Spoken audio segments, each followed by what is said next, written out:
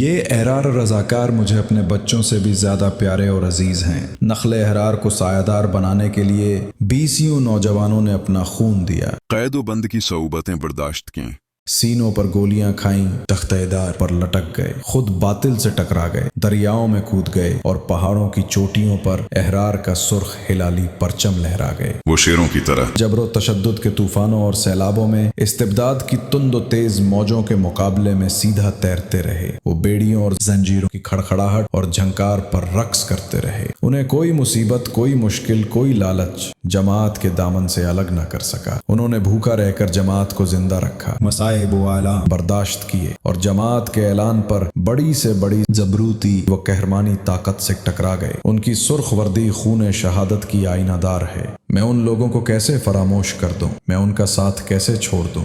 میں ان فاقہ مستوں سے کیسے منہ موڑ لوں؟ یہی تو میری متاع عزیز ہے۔ یہی وہ ہیں جو کسی لالچ کے بغیر صرف جذبہ ایمانی کے تحت میرا ساتھ دیتے رہے ہیں۔ آزادی کے طویل سفر میں اگر کسی سے میں نے خدا کے بعد اپنی امیدوں کو وابستہ کیا تو وہ یہی عاشقان حق و صداقت تھے۔ امیر شریعت سید عطا اللہ شاہ بخاری رحمۃ اللہ علیہ مجلس احرار اسلام سے پابندی ختم ہونے پر دفتر کا افتتاح اور پرچم کشائی کرنے کے بعد احرار کارکنوں سے خطاب۔ 5 ستمبر 1958 ملتان۔